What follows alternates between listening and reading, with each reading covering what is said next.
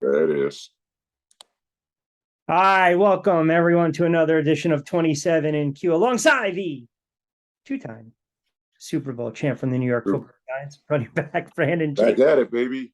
number 27. I'm Rich Quinones. We always appreciate everyone keeping us locked in. The new 27 in Q YouTube page and channel is up, so we'll be putting up all the videos. Busy show. We're hoping to talk a little sweet science, little boxing with Kendall Holt in about 10 or so. But B, good to talk to you. Week 2 right around the corner. A lot of college football this weekend, and then GGG and Canelo.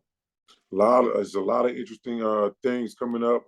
Some really entertaining football games, both college and in the NFL. Great boxing, great weekend of boxing coming up.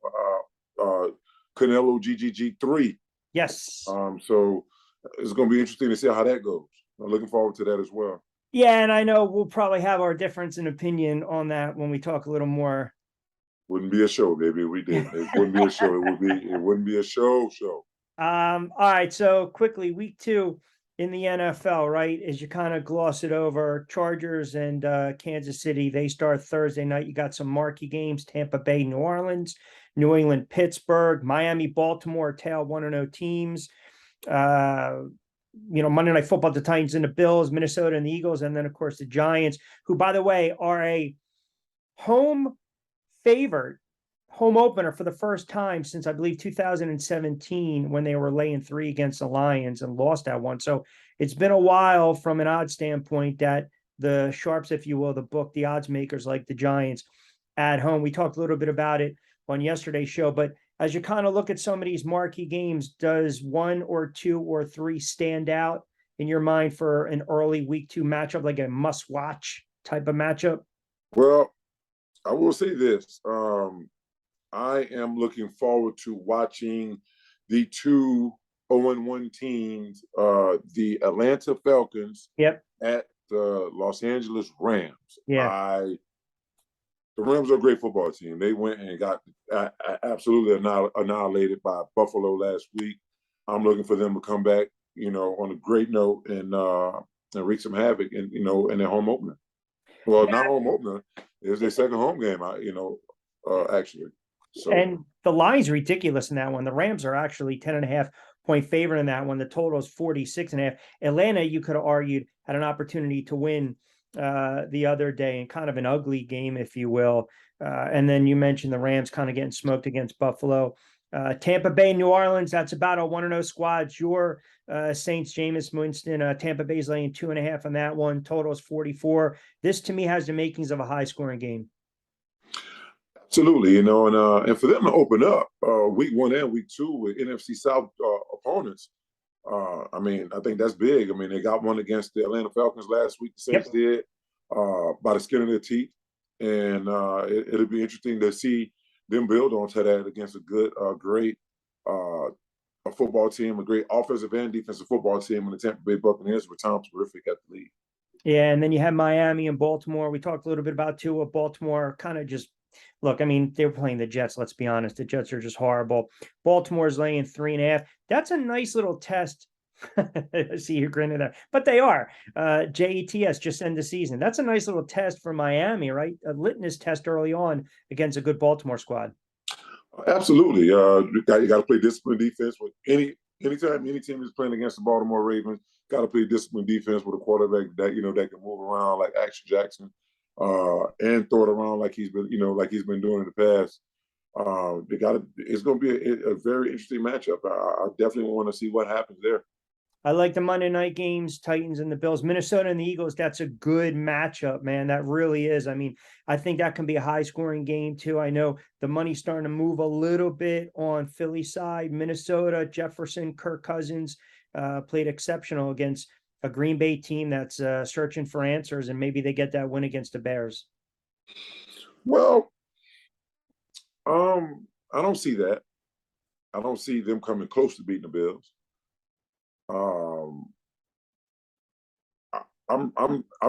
Green Bay against the Bears. Green Bay, you don't see Green Bay? No, I thought you said Bills. No, I'm sorry, I apologize. Looking at it, they got the Titans.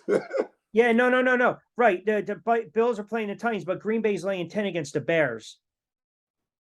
And then you had that. No, I don't think I see the Bears coming out of that one Wow. winning. I mean, I don't see that. I don't see that covering at all. I definitely got the Bears in the win, but I think it's going to definitely be closer than what people think. Wow. I mean, you're really kind of going the opposite direction with Green Bay. Maybe it's Yeah. based on what we saw at that day. All right. I mean, I can appreciate that. Then you mentioned the Titans coming off the loss against the Giants, 1-0 Bills. That line right now is about a half or so. Actually, I got to double check it. It looks higher than that, pardon me, but the over and under is 48.5. Listen, I think the Bills are one of the better teams in the NFL, and I think the Bills are, you can argue, the top team in the AFC. The Buffalo Bills isn't one of the best teams in the NFL. The Buffalo Bills aren't one of the best teams in the NBA, but the Buffalo Bills are the best team in the National Football League, bar none. I'll tell you that. I'll tell you that tonight. I'll tell you that tomorrow. I'll tell you that next week. I'll tell you that for the next 8 weeks that the Buffalo Bills are the best team in the NFL, hands down. Wow, laying 10 against the Titans. Whew. I think that's recency bias. People are looking at the Titans losing to the Giants at home and the Bills waxing the defending Super Bowl champs. I mean, that line to me is that's a look, but I don't want to touch that type of game. And then Carolina and the Giants, and I like this matchup, and it probably harkens back to, many moons ago, right? The playoff loss 2005, but then that great Sunday night game that went into overtime when you had the 3 touchdowns. I mean, the ground game was just ridiculous, that Sunday night affair. So when you kind of see that the Giants are getting ready to take on Carolina, that's got to bring back some memories now. I'll bring back some great memories. That was one of the great games we had on the ground. I scored 3 touchdowns that game, but my yardage was probably 80, 90, somewhere around there. And Derek Ward had, I know he had like 18, 19 touches or something like that for 215. I may even been less than that, but he had 215 yards. Ran all over the Panthers. And we ended up clinching the #1 seed in the NFC with that win.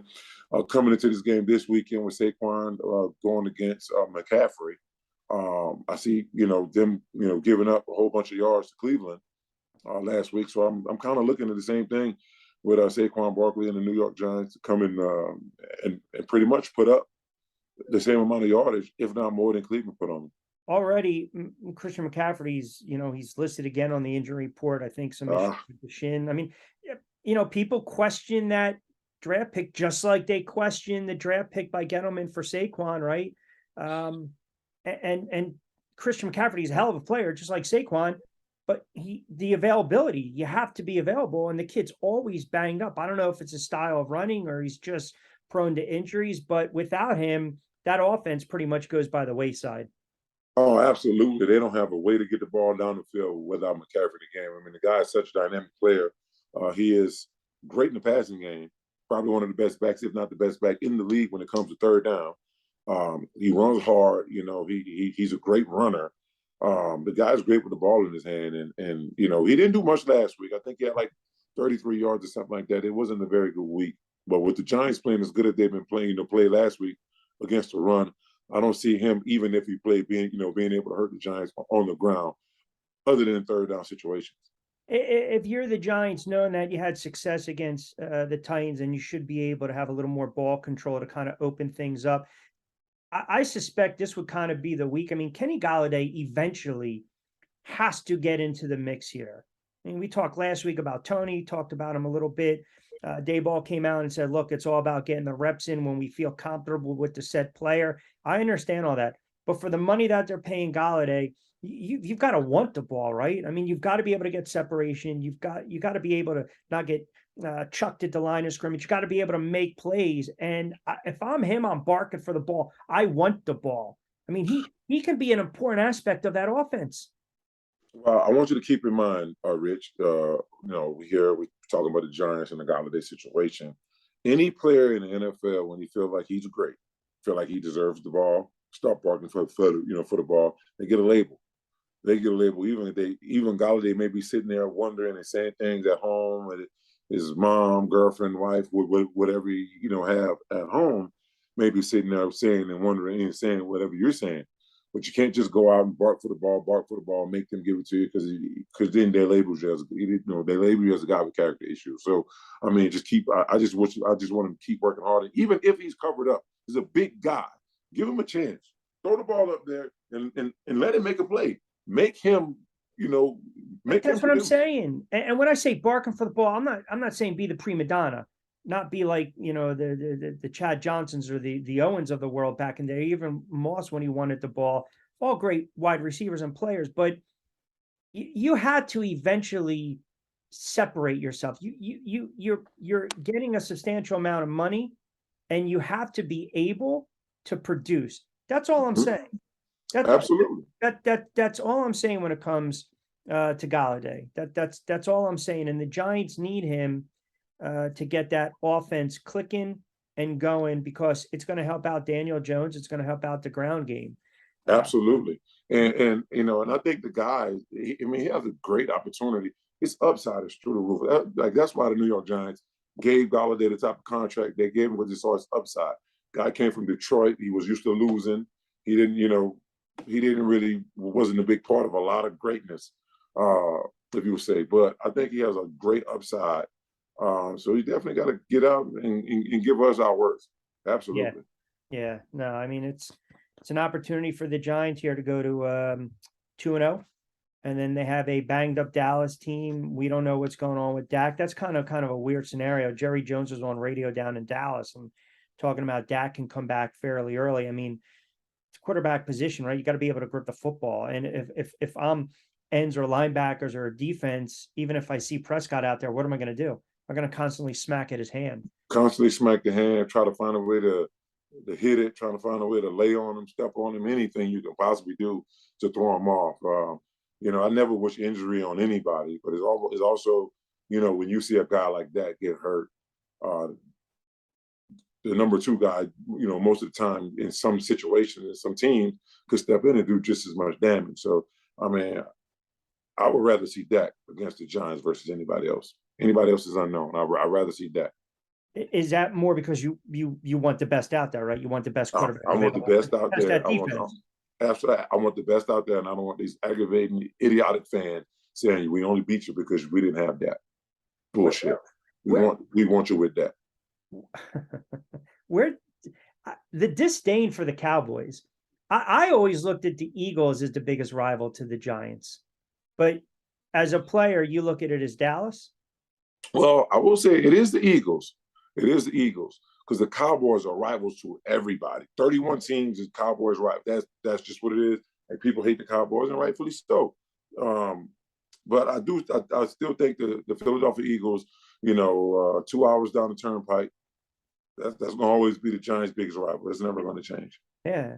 I mean, down 95. And even when you guys were winning Super Bowls, they always seem to give you guys fits. Even with Parcells and Buddy Ryan, who, I mean, they had great defenses and never won a playoff game. So go figure. Again, another addition to 27. And Q Brandon Jacobs, 2-time Super Bowl champ with the New York Football Giants, number 27 running back. I'm Rich Quinones. So we got some good slate. By the way, did you see this quickly in college? So Oklahoma and Texas, because they're going to the SEC in 2025, they have to postpone all these scheduled games. With who was it? I wanted to pull it up for you. I didn't know if you heard about that. No, I've kind of been off the web today. Rich, I've been, doing some stuff, running around, kind of been off the web. You got a big weekend coming up. Georgia and Tennessee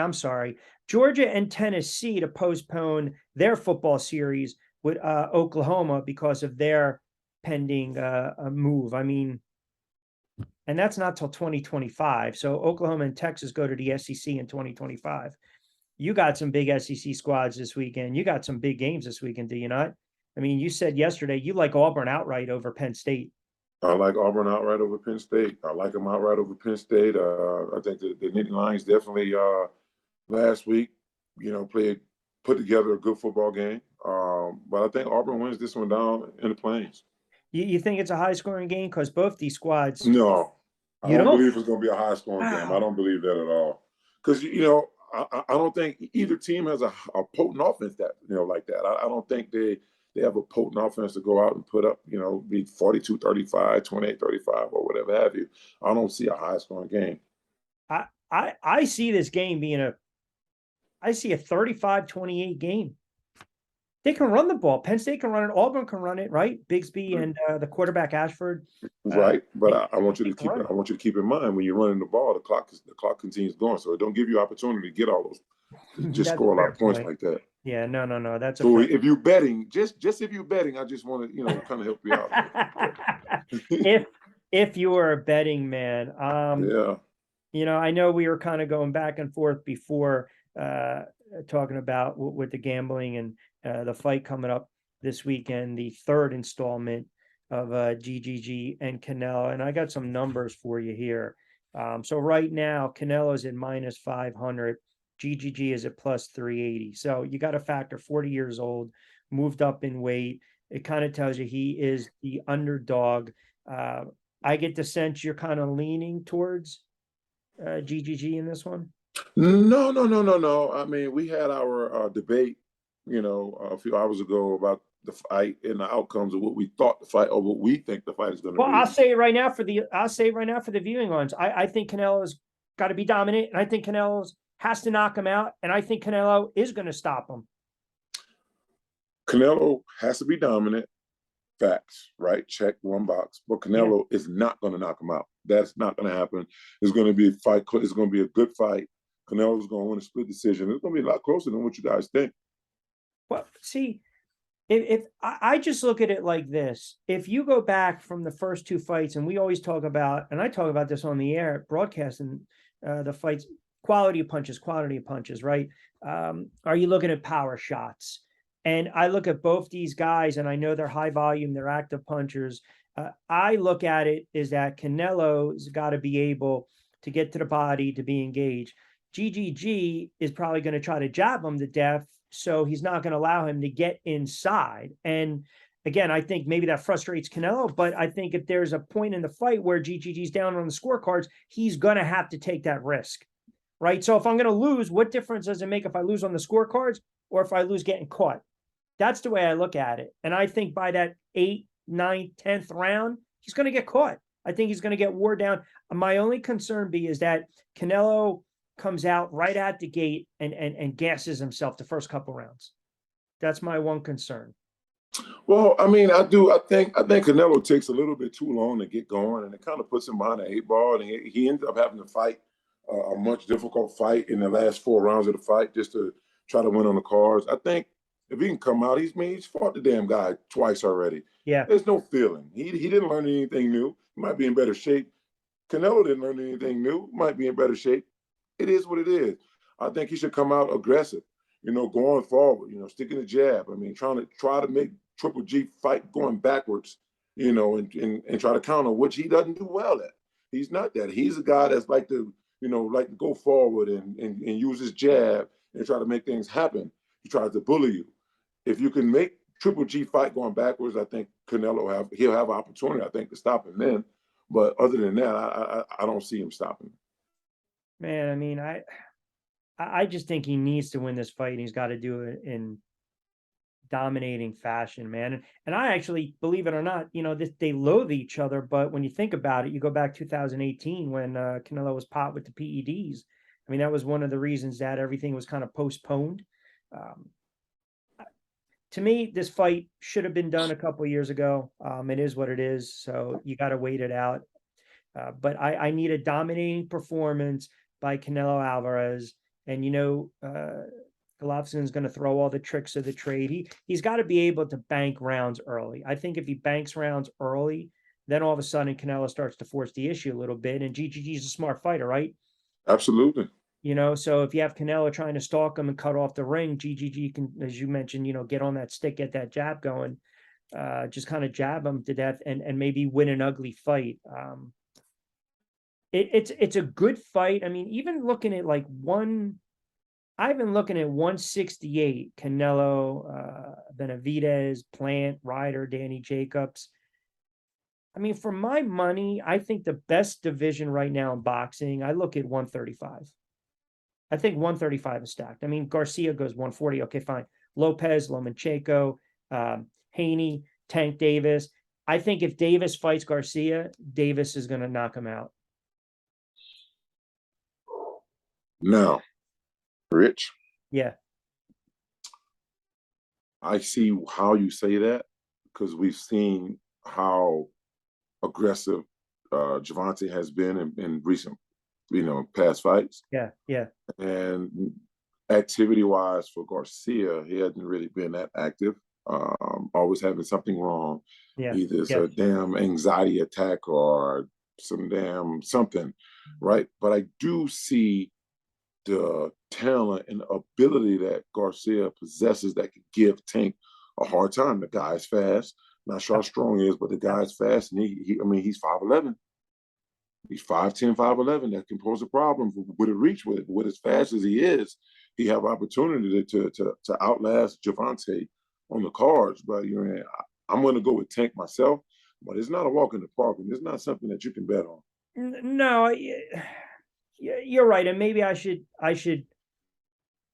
guess, kind of, in quotes, Garcia is an exceptional fighter. And see, that's why I wasn't ready to anoint, like, the new kings, right? The four kings, whatever it was of boxing. Like, I think these guys have just had a cup of coffee and they have to kind of build their careers a little bit. But those guys that I mentioned, man, you're talking world-class talent. I mean, Absolutely. and you're right. Garcia, see, Tank needs to get, has Tank really been tested, pushed, right? You need a little bit when we talk adversity. Yeah, I mean, he's never really been really pushed. I mean, everybody thought Rollies was going to be the guy to push him, but I think that guy's a world class idiot. He has the most awkward fighting style. He's just strong. The guy can't fight. He can't. He don't even. He's just a strong puncher, and get in that swing and hoping to land something. He doesn't know how to create openings.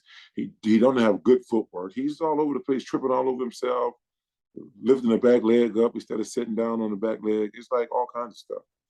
Yeah, I think the only test, I mean, all these knockouts, right? Isaac Cruz, Barrios was supposed to be a step up. Mario Barrios was supposed to be a step up, taller fighter, lankier fighter, should give him some hard times. And he got him out of there, I think, in the 11th, right? Romy, you mentioned that was a stoppage in the 6th. I mean, you knock a guy out in the 1st or 2nd round, okay. But you take a guy to the 6th, 7th, 8th, 9th round and you knock him out, to me, that kind of tells me that you're a special fighter.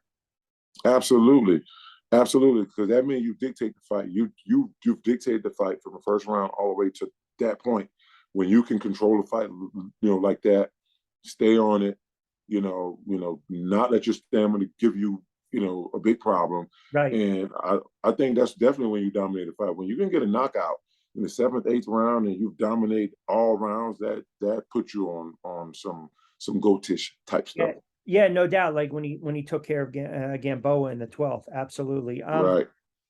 So I want to go back to something we talked about a couple weeks ago with Tyson Fury, Mm-hmm. all-time heavyweights. And I know you and I have kind of had a little banter with Dad and going back and forth.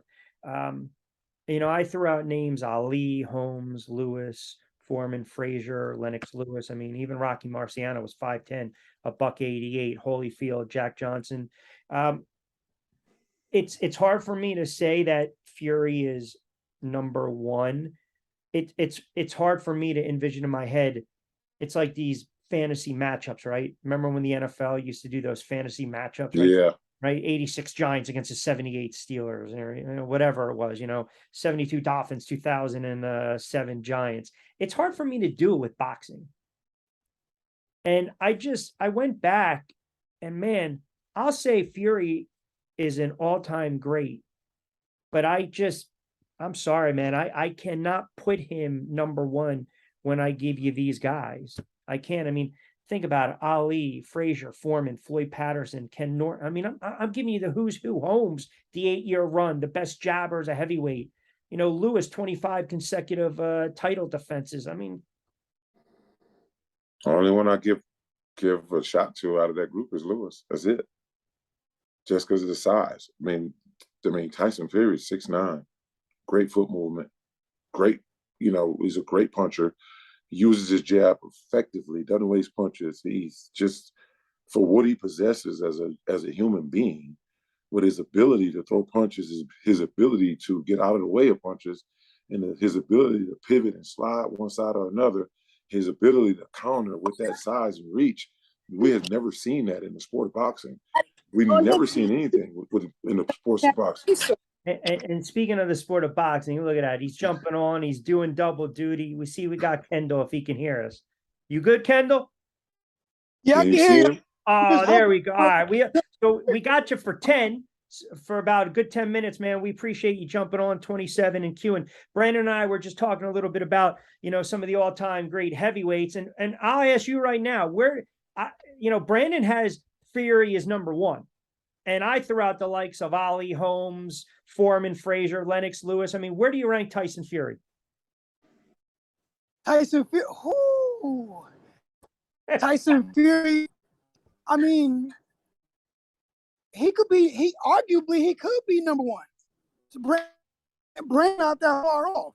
So, I mean, I know a lot of people want to come down on Brandon for that, but that man is all the way up at the top.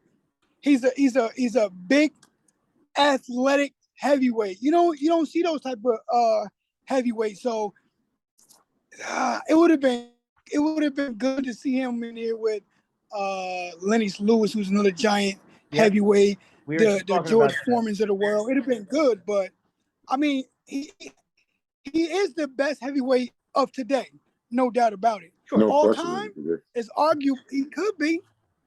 Started. Kendall Holt he could be.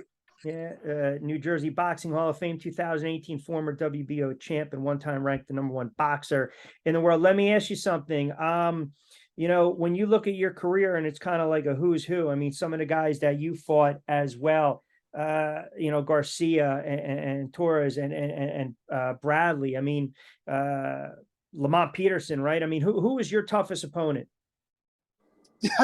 Me. You know what my issue was? I didn't listen to Brandon, right? Like after I lost to Bradley, I lost my championship to Bradley. Brandon said you got to move up to 47, and in my mind, like I can stay at 140 because I'm a big 140. But what my issue was, I didn't know was that it was killing me making 140, and it affected my performance in the ring. That didn't dawn on me until years after retirement. So I was definitely one of my toughest opponents. But outside of me, my toughest opponent, Lamont Peterson was a tough test because of how I lost. Bradley was a tough guy. Champ, you beat Bradley though. You beat Bradley. I'm never gonna change my mind. I'm gonna always go with that. You beat Timothy Bradley. You beat him. Floyd Mayweather thought the same thing. You beat him, champ. You knocked him down twice. Yeah. Let's let it there. A lot of people did as well. A lot of people. And personally, I thought one of your most impressive performances of your career was against Demetrius Hopkins. Hopkins, you know what? You were aggressive. You were sharp. I was on point with Demetrius Hopkins. We had a bit of a beef, if you will. He beat me for my spot to go to the Olympic trials and the Golden Glove Nationals. He won. He became the national Golden Glove champion, and it was the year like the winner went on to fight in the Olympic trials. So he beat me there. Then in Texas, we signed with the same management company. In Texas, we had a street fight in a hotel. So going into that fight, oh man, it was bad blood. And leading up to that, even in the for that fight, the day of the weigh-in, I had to lose 7 pounds. So I'm coming out there. I couldn't even go to the weigh-in. I couldn't even get myself dressed. My trainer and my girlfriend at the time had to put my clothes on because I could barely move. Yeah. See, and see that. So Rich, like as you say that, we have been dealing with weight issues, making weight for the last 4 fights or so, right? And I was champ. I mean, we sitting right at 144. It's Thursday. We sitting at 144. You got to weigh in tomorrow. You know, you sitting at 144, you make 144 easy. Why not fight at 147 and be comfortable at weigh-ins? Weigh in, eat a sandwich, and be strong. And you know, he said, I'm a big 140, and I want to stay at 140. And I really thought he should have moved up. Yeah, I mean, it's always those, you know, those extra couple pounds too, and you start walking in the ring, and all of a sudden you're dry, man. You're dry. You know that a fighter had a difficult time trying to drop those last couple pounds. I know we only got you for a couple more minutes, champ. I'm just curious, what's your kind of handicap GGG and Canelo for us? Yeah, I'm going with Canelo. You're gonna go with a stoppage or knockout, or on the scorecards? No, look at that. Now he bails out on us. He's freezing up. See, go ahead. Hey, you hear me? Are you there? Yeah, we're here. Go ahead, Kendall. I think for Canelo to get back to where Canelo was in the eyes of the fans, that he has to get a knockout. He needs a knockout. So he needs a knockout, champ, but is he necessarily going to get that though? Is he going to get it? I don't think so. I think he'll win on the cards.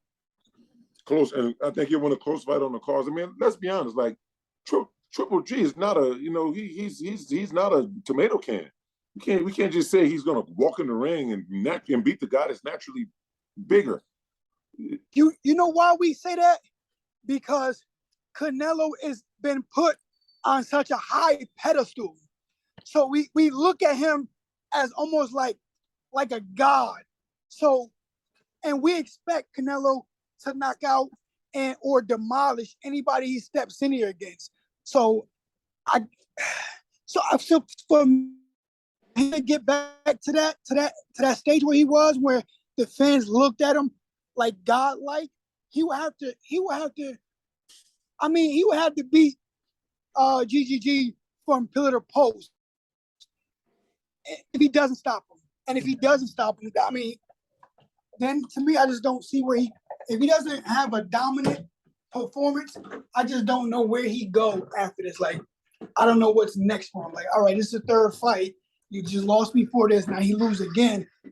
Where does he go from here? Yeah, and that's why he's got to be dominant over the weekend come Saturday night.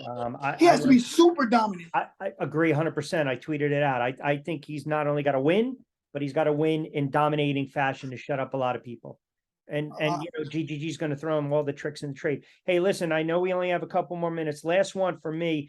I know you're a Jersey guy, Patterson guy. I'm right outside Atlantic City. Are we ever going to, in your estimation, kind of get back to having AC, kind of that mecca like it was when it comes to boxing?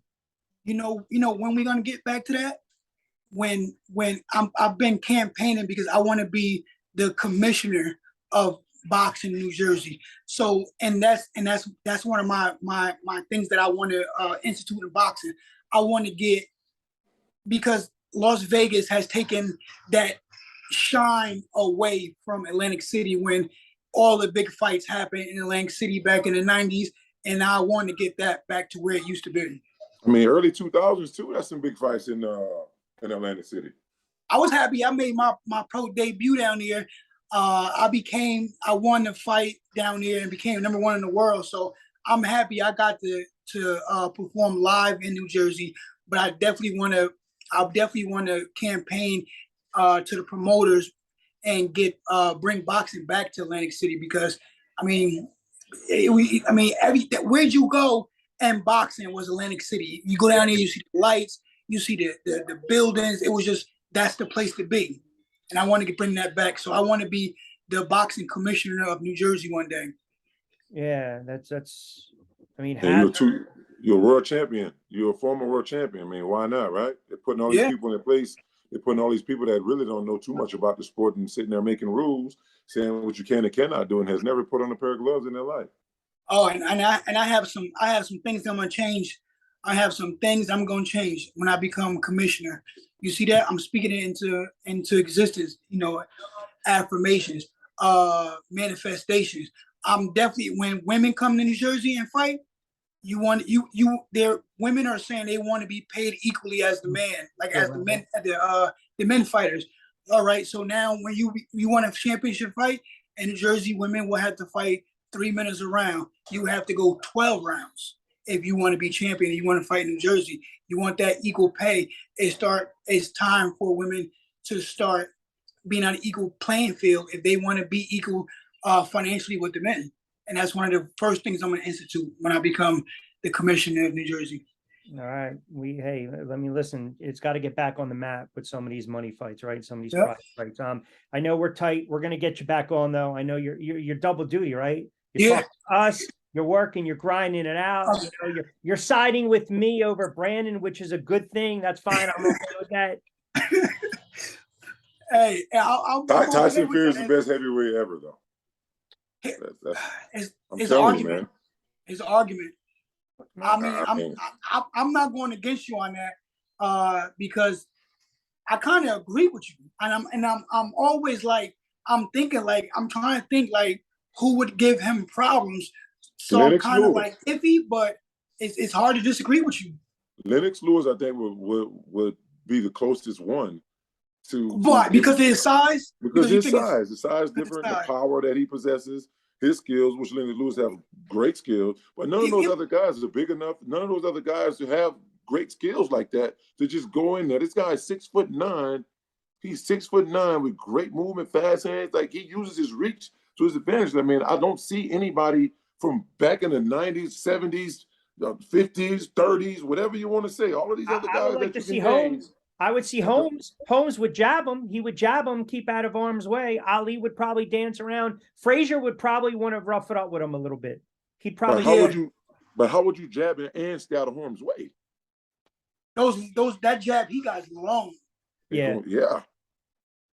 I'm telling you, Rich. I mean, I love and I respect all fighters because I say fighting and boxing is the best sport ever, and I respect everybody that gets in the ring, no doubt about it. Right, but I'm just saying that Tyson Fury for me is probably one of the most dominant heavyweight fighters that there ever been. Hey, Rich, I'm having trouble disagreeing with him right now. I also think a little bit though, and listen, I respect both your opinions immensely. I just also think sometimes it's recency bias, right? It's kind of like gambling, what we've seen with the line movement and a team blows another team out. If a guy blows someone out of the water, all of a sudden we're thinking he's the next biggest thing. Berlanga, the cruiserweight, was knocking friggin' people out left and right. And then what happens? Damon Nicholson gets knocked down, takes the kid to distance. Now all of a sudden this kid's not the knockout machine that everyone thinks. I think it's recency bias. Tyson Fury, he's had a hell of a career, no doubt. 100% agree with you guys, but maybe I'm a little old school with my romanticism with some of these other guys, with the Fraziers and Ali's. And, I mean, we didn't bring up, Jack Dempsey, Rocky Marciano, Kendall was 5'10", $188. That's the problem right there. That's the problem. But B, you're putting it as like the matchup of matchups. It's hard to do that, right? I can't, it's hard for me to say stick Holmes in there with Tyson Fury because it's never going to happen. Right. Absolutely. It's never going to happen. But you said something. You said something that told me he didn't have a chance. He's 5'10". Well, that was a bad example. He's 5'10". That was terrible example. That's and when you said that, I'm like, is he serious? No. I wasn't saying. I was making a point that for 5'10", a $188, he was a hell of a heavyweight. But Absolutely. That was also 47 to 55. He's an all-time great. The athletes, the boxers, the fighters, they've changes. I wouldn't suggest that Marciano would be able to take on Fury. What I'm saying is I can make a case for a lot of these guys as all-time greats. I just don't know if Fury's number one. That's all I'm saying. Well, you know what, Rich, we always say, and it's a saying that we all use, opinions are like assholes. Everybody got one. Everybody got one. I mean, Kendall, he takes these veiled shots in me every time he gets. I love you, Rich. You're my guy. You you're my guy. But just we've been debating about this, and we've had people on Twitter, and everybody say Brandon must be smoking something. Or Brandon is too many hits to the head. I'm like, no, I'm not smoking anything, and no, I didn't get hit in the head too many times. It's just my opinion, and I just don't see. I went back, I've looked at Tyson Fury. I went back, I looked at Larry Holmes. I went back, looked at George Foreman, the guys. I went back and looked at a lot of those guys. And what I see 5-10 minutes into watching it, I'm like, no, next guy. Who's next? Like, it's going to be hard to find somebody to be able to get close to him. Yeah. I mean, Yeah. everyone was talking about Wilder, right? And then we realize he's a flawed heavyweight. You just got to chop the tree with Wilder. Eventually, you go to the body, the head's going to fall with guys like that. I mean, I don't know. That's the beauty of it, right? You can look at all these different weight classes and debate. All right, now we're really tight. So B, what we have to do is instead of 27 seconds with 27, we got to fire off a couple questions to Kendall. So he's going to answer, you're going to chime in, and then we got to close it out. So I'll throw them your way. All right, Kendall. Hardest puncher you ever faced? Hardest puncher? Ricardo Torres. Yo, he hit me one time, and I thought he broke my jaw. And he actually lifted my tooth in the back. I don't know what the name of it is, but the tooth in the very back on the bottom almost came out. I think that might have been your bicuspis. I don't know. Bicuspis. I know a couple things. Most talented fighter you ever fought? Timothy Bradley. Underrated fighter you fought? Underrated fighter I fought? Who's underrated? Underrated? Pass. All right, you're allowed one pass. You're allowed this segment. Right. Overhyped fighter. Overhyped fighter. Demetrius Hopkins. Only had the name because of his uncle. He was only something because of his uncle. I agree, champ. If you didn't take up boxing, how would your life be different? I think about that all the time. If I didn't take up boxing, you know what I wanted to do? I wanted to be a physical therapist. I wanted to be a physical therapist and work for the Giants. Well, I was going to ask you, Patterson, New Jersey guy, Jets or Giants fan? Giants, all the way. Describe Brandon Jacobs in one word.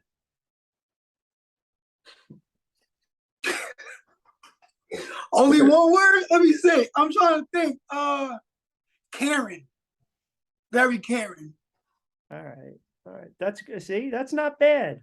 Very caring. Yeah, that's yet to be seen, though, because he's constantly breaking my balls. Yeah. Hey, he's a gentle giant. Don't let him fool you. No, look at it. He's got that soft spot. See him right there? He's starting to soften up a little bit. I see it. And then finally, before we let you get out of here, you kind of you showed your hand a little bit. You like Canelo with the stoppage? I didn't say stoppage now. I think he needs one, but okay. I'm not going with a stoppage. You go on the scorecards? Oh, absolutely, 100%. All right. Canelo. All right. Great stuff, Kendall. Appreciate a couple moments, pal. No problem. Yeah. Thanks for having me. I appreciate you coming on, man. We're definitely going to do this again. I appreciate you, brother. Anytime. You know it. All right. Be well. There you have it. Our guy, Kendall Holt. That was good stuff. Yeah. I was here trying to get him to come on. I'm like, okay.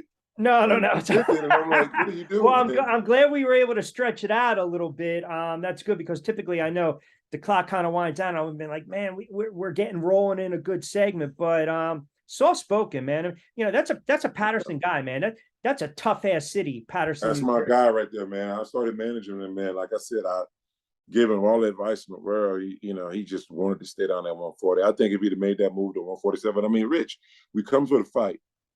And it's a Thursday night. This man got to weigh 140 at noon on that Friday. That's rough. He's 144, 45 pounds. It's just too much. He was getting in the sauna early Friday morning trying to just sweat out weight. Wouldn't eat anything. The poor guy was drained after 4 rounds. That's why I think if he'd have moved up to 147 and he would have had those 2-3 pounds to play with, he could have stood on the scale eating a sandwich and still made 47 easy. Yeah, energy. Yeah, when you see guys that look bone dry, it's just, oh man. And then, and I'm thinking about this too on Saturday night when these guys rehydrate. I mean, what do you think they're going to be weighing? I mean, but when you rehydrate, if you're bone dry and you go from being bone dry to weighing, and then now you're putting all this food and all this liquid in your system, that has to trigger your system, and you won't get the best performance that you can get if you're losing weight that way. Yeah. No, that was really good stuff, man. The heavyweight, it's always it's great if it comes back to that. And maybe that's my issue, right? I always wanted to go back to the sexy division, how it was back in the day. Like in the 80s, what were we watching? Like the middleweights, they were going nuts. And then we saw the 90s, 2000s, the welters. And then now there's all these different weight classes, if it's 135, 147, 168, 175, light heavies. I guess maybe because I'm a little too old school in that regard. But no, I respect both your opinions immensely. I would pay to see those fights though, right? Absolutely. I mean, to me, Lennox Lewis, Holyfield against Fury. I would pay to see that, especially those two guys that you said, because I'm a big fan of Lennox Lewis and both Holyfield. I'm a big fan of those guys. Respect everything that they've done on in the heavyweight division. No question. They are two of the better fighters, you ask me. Skilled fighters throughout the heavyweight. I notice how every time we talk heavyweights, you fail to bring up one fighter. I fail to bring up one fighter when we talk heavyweights. Who's that fighter? Mike Tyson. I think he's an overrated fighter. I don't think, man, I love Mike and all the stuff he's done. Definitely the most entertaining fighter we all can just gaze our eyes upon. There's no question. But I think when Tyson lost his fights, and the thing that I hate most, that casual boxing fans, all they know about Mike Tyson is cuffs, right? He did this. When he start losing and stuff like that, they start blaming and bringing up all these other things. Mike Tyson was a knockout artist. Mike Tyson was not a 12-round fighter. He's a knockout artist. That's what he was. He's going to try to catch you slipping. He's going to step on your toes, and he's going to try to put you down. The allure, right? The black sneakers, the black trunks, the Pumas. Absolutely. Right? Killer. Baddest man on the planet, right? Killer, I've already defeated you before you even stepped in the ring, before I even stepped in the ring. And but again, right, the way the sport is, that's how legends start to grow until you get knocked on your ass one night in Tokyo. Right. One night in Tokyo, you get your ass put down, and then it's a different ball game, right? Then all these excuses started coming. He fought Lennox Lewis. They outboxed him.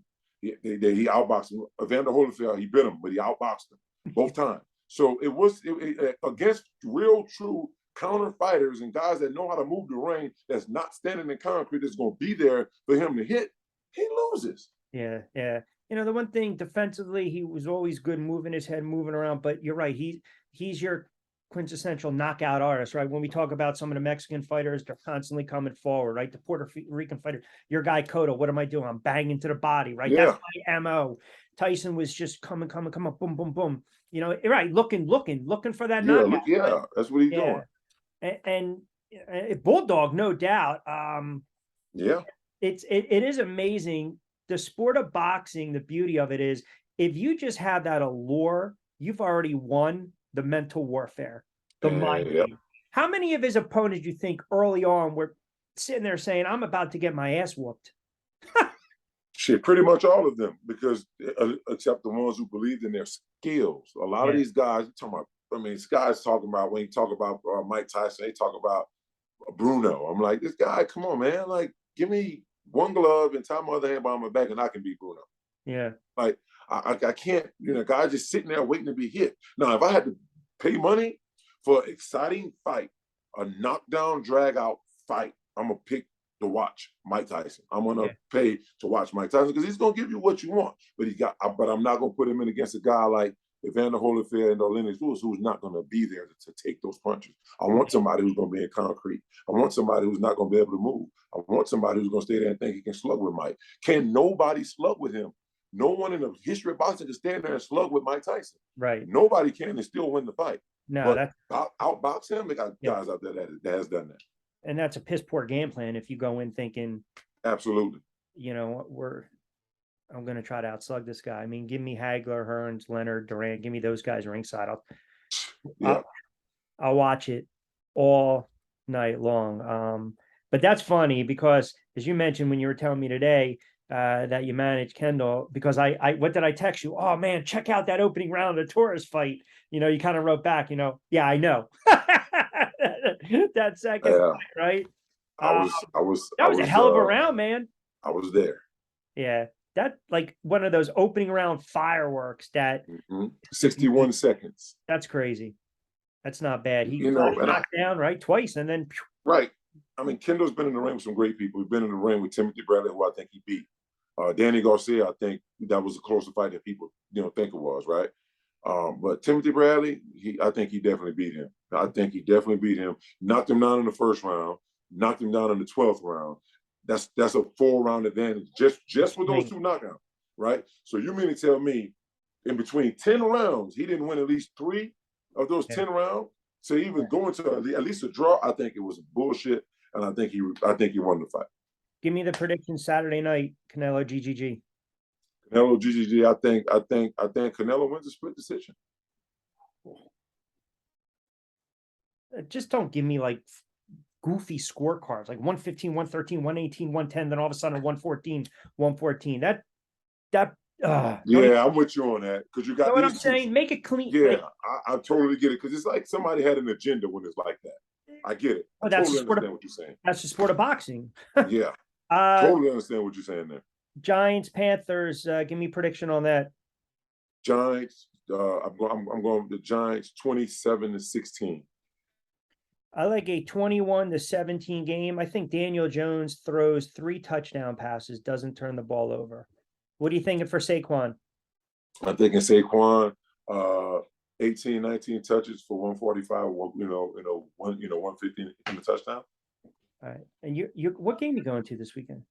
I am going to the Auburn. Well, my son is taking me to the Auburn Penn State game.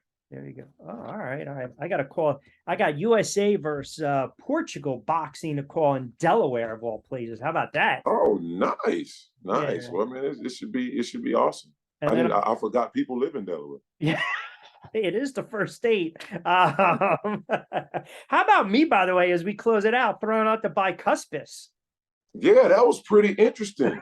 That was really interesting. We might have to confirm. Did Rich really know that was pretty impressive, man. Yeah, we might have to confirm that, Maybe he followed up Marciano a little too much, but hey, he knew exactly about the back tooth. And then obviously, so you got the college football over the weekend, and then we got the Giants on Sunday, and then we'll kind of recap everything next week. So good stuff as always. I always appreciate a couple moments. Hey, folks, don't forget, follow us on social media, on Twitter, on Instagram. We got the 27&Q YouTube channel and the page up. We appreciate Kendall jumping on board for a couple moments. I'm going to give you my prediction on the record. I think Canelo gets a knockout. I'm going to say round 10. Canelo gets a knockout. Next time I come to Jersey, we gotta meet up, and I will buy you the most expensive steak that the state of New Jersey has to offer. You know what? Your company is just enough, but I'll take the steak. Hey, you take a steak. You take a steak while the company, right? As always, we appreciate everyone keeping it locked in for the 2-time Super Bowl champ with the New York Football. And you gotta let them know, y'all gotta subscribe to our YouTube channel. Of course. 27&Q is there. That's where most of our content will be. Be sure you see us there and help us grow. This is it. See, the plugs. He's getting it. My guy. It's like I just give him the playbook and he runs with it. Number 27, Brandon Jacobs. I'm Rich Quinones. As always, we appreciate you checking us out on another edition of 27&Q. We'll talk to you soon, everyone. All right, Rich. See you, man. All right, brother. Be well, man. Appreciate you.